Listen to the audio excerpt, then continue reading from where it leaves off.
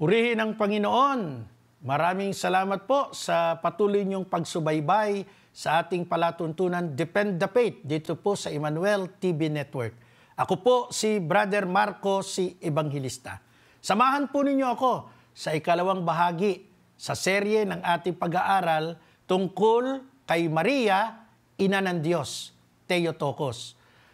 Doon po sa nauna nating video, sa ating nakaraang serye, ay meron po tayong sinight na babasahin. Kung natatandaan nyo, itong pasugo. At sa kanya pong aral, ay kanila pong kino-question ang aral ng Simbahang Katolika na si Maria ay Ina ng Diyos. At very clear po yung kanilang statement dito, mali ang Iglesia Katolika sa kanyang pagtuturo na si Maria ay Ina ng Diyos sapagkat si Jesus na kanyang anak ay tao. Kaya pala hindi pwedeng tawaging Ina ng Diyos si Maria dahil si Jesus daw na ating Panginoon ay tao lang. Tao. No? So mga minamahal kong taga-subaybay, bibigyang linaw po natin.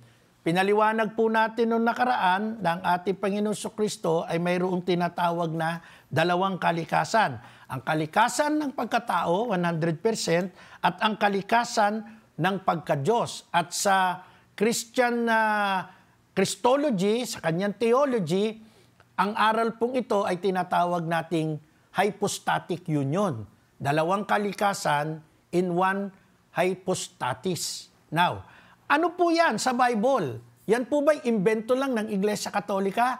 Basahin ko po sa inyo ang Romans chapter 9 verse 5. Ang sabi po ng Biblia, Abraham, Isaac, and Jacob are their ancestors, and Christ himself was an Israelite as far as his human nature is concerned.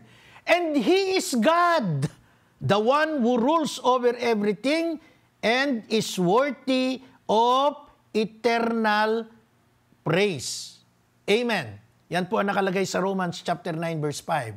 Sa Tagalog po, iliwat natin, sila'y nagmula sa mga patriarka at sa kanilang lahi, nagmula ang Kristo nang siya'y maging tao. Diyos na kataas-taasan, na pinapupurihan magpakailanman. Amen. Kaya ho itong aral na ito sa Roma 9:5 ay nakaugnay po sa katisismo ng Iglesia Katolika bilang 464. At ang sabi naman po sa katisismo, ang pagkakatawang tao ng anak ng Diyos, kaisa-isa at pambihirang pangyayari ay di nangangahulugan na si Jesucristo ay may bahaging Diyos at may bahaging tao. Hindi rin isang malabong pagsasanib ng Diyos at ng tao. Siya ay tunay na tao at di nawawala ang tunay niyang pagka-Diyos. Si Jesucristo ay tunay na Diyos at tunay na tao. At ito pong aral na ito ng Santa Iglesia Katolika ay matibay pong pinangahawakan ng simbahan. Bakit? Sapagkat sa Colossus chapter 2 verse 9 ay mababasa po natin, sapagkat ang buong kalikasan ng Diyos ay na kay Kristo nang siya'y maging tao. Hindi po tao lang. Nang siya'y maging tao. Ano daw po ang na kay Jesucristo? Colossus 2:9, ang buong kalikasan ng Diyos. Ang buong kalikasan. Ang buong nature ng Diyos ay na kay Kristo nang siya'y maging tao. Sa Colossus 1:19, ganito naman po ang ating mababasa. Ipinasya ng Diyos na ang kanyang kalikasan ay manatili sa anak. Ang kanyang kalikasan manatili sa anak nang siya'y maging tao. Ito po itatanong natin sa mga hindi sumasampalatayang si Jesus ay tunay na Diyos. Ano po ba ang kalikasan ng Diyos? Ano po ba ang kalikasang umiiral sa Diyos? Diyos. At itong kalikasang umiiral na to sa Diyos, nasan daw po? Binasa po natin, Colosas 2:9. Ang buong kalikasan ng Diyos ay na kay Kristo nang siya'y maging tao. Kaya ho yung sa katekismo ng Iglesia Katolika 464, talaga po naman tumutugma doon po sa Roma chapter 9 verse 5. As far as his human nature is concerned, and he is God. Kaya mismong ang Biblia po ang nagpapatotoo ano itong Jesus na naging tao.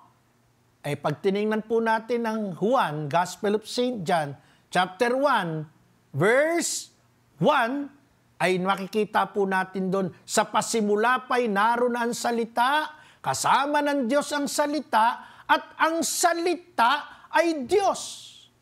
John chapter 1 verse 14, naging tao ang salita. Ano daw yung salita sa verse 1? Diyos. Ano ang nangyari sa salita na Diyos? Naging tao. Verse 14, John chapter 1. Kaya mga mahal kong taga-subaybay, kahit saan po pilipitin, ang Biblia po ay papalag at sasabihin niyang itong Kristo na naging tao, itong Jesus, bugtong na anak ng Ama, ay hindi tao lang.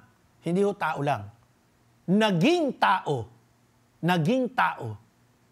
Ngayon, pag tiningnan natin ang Hebreo chapter 1 verse 3, ganito po ang ating mababasa.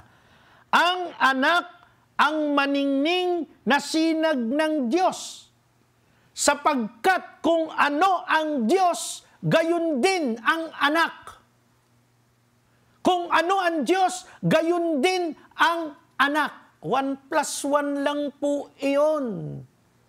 Ang baboy, pag nanganak, biik. Pero yung biik, baboy pa rin po. Yung manok, pag nanganak, sisiw. Yung sisiw, manok pa din po. Bakit? Sapagkat yun po ang kanyang kalikasan.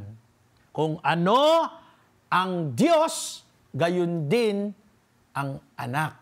Napakalinaw po. Hebreo 1:3. Hebreo chapter 1 verse 3. Kaya ho nakalulungkot na mayroon pong mga ilang sumibol na pananampalataya sa ating modernong panahon na sabi ko nga ay hindi na bago. Noon pang circa 400 AD, meron na talagang kumukontra. Number 1 na dyan, si Nestorius, yung patriarka ng Constantinople. So dito makikita po natin sa ating pananampalataya sa Catechism of the Catholic Church, number 495. Babasahin po natin sa inyo, atin pong ililiwat, Catechism of the Catholic Church, number 495. Atin pong mababasay ganito. Si Maria ay tinatawag ng mga ebanghelyo ina ni Jesus, at sa gayak ng Espiritu, ipinagbunying ina ng aking Panginoon bago pa isinilang ang kanyang anak. Sa katunayan, ang kanyang ipinaglihi bilang tao dahil sa biyaya ng Espiritu Santo at naging tunay niyang anak ayon sa laman, ay ang anak ng walang hanggang Ama, ang ikalawang persona sa Santissima Trinidad. Ipinahayag ng Santa Iglesia na si Maria ay tunay na ina ng Diyos. Catechism of the Catholic Church, number 495. Ngayon, bagamat ibinigay na natin yung ilang bahagi, Colosas 2:9, Colosas 1:19, Roma 9:5, Hebreo chapter 1 verse 3, marami pa rin po ang pumapalag. Natural yata talaga yon na hindi naman lahat ay sasampalataya. Natural yata iyon. Natatrabaho talaga si Satanas upang iligaw ang mga dapat ay tumanggap ng katotohanan.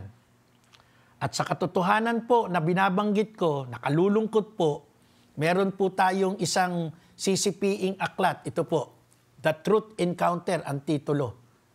Ang Truth Encounter book po na ito ay sinulat ng isang Anthony Pesota. Ang pangalan po ng author, Anthony Pesota.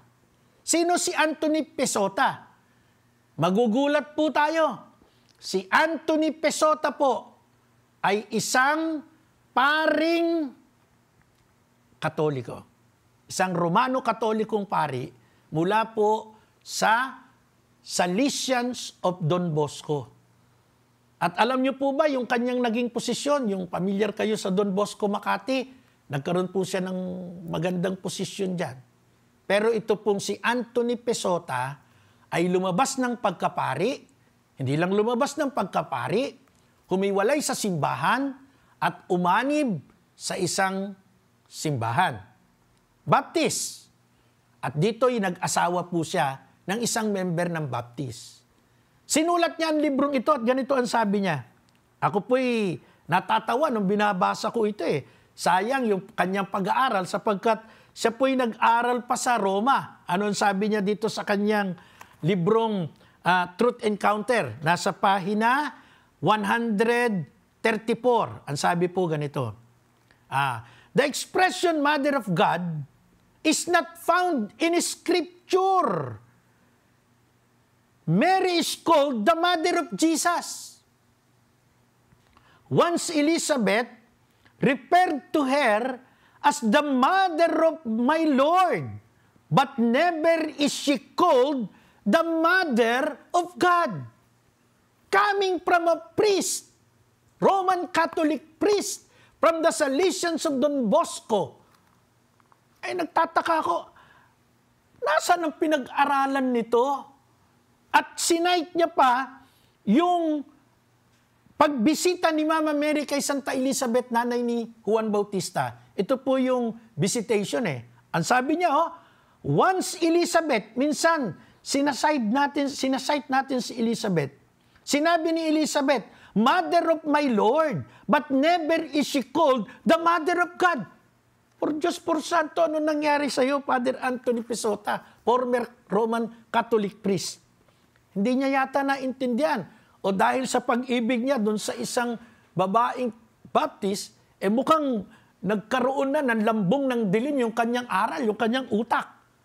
Kasi yung sinight niya na si Santa Elizabeth sa Lucas chapter 1, verse 43, sa Tagalog, ang sabi ni Santa Elizabeth, sino ako upang dalawin ng ina ng aking Panginoon? No? Sino ako upang dalawin ng ina ng aking Panginoon? But never is she called the Mother of God. Mga minamahal kong taga-subaybay, yung original na lengguwahe po ng Bible, New Testament, ay Greek. At yung pagkakasabi po doon, my Lord, ang ibig pong sabihin niyan ay Kurios. Sa wikang Hebreo, ang ibig pong sabihin ng Kurios ay Adonai. Equivalent to God. At tatandaan natin, si Santa Elizabeth, ang kanyang clan, ang kanilang lahi, ay mula po sa lahi ng mga Libita. At ang lahing ito ng mga Libita, sa kanilang isip, sa kanilang puso, alam na alam nila ang mga writings, ang mga panulat, ang mga propesiya ng mga propeta. Kaya ho, nakalulungkot na ang isang attacker ng dogma ng Mother of God, the motherhood, divine motherhood of Mama Mary, inatake ng isang dating paring Katoliko. Para lamang po mailaban niya yung kanyang bagong pananampalataya, sinabi niya, but never is she called the Mother of God. Ano po ba yung sinabi ni Santa Elizabeth? Sino ako upang dalawin ng ina ng aking Panginoon? Ano po ba ang ibig sabihin ng salitang Panginoon sa wikang Grego? Kurios. Curious. Kurios. Kung ano ang tamang pronunciation. At sa Hebreo, ang ibig sabihin ay Adonai. Meaning to say, nung sinabi ni Santa Elizabeth, sino ako upang dalawin ng ina ng aking Panginoon? At tinutukoy niyang Panginoon doon, hindi po yung small Lord, kundi capital Lord, na ang ibig sabihin ay Diyos. Sino ako upang dalawin ng ina ng aking Diyos? Yan po yung binabanggit ni Santa Elizabeth sa orihinal na lengguaheng Griego mula sa wikang Hebreo, Adonai. Muli po nating ipagpapatuloy ang mga serye ng ating pag-aaral sa atin pong paksain tungkol sa motherhood or divine motherhood ng mahal na Inang Maria.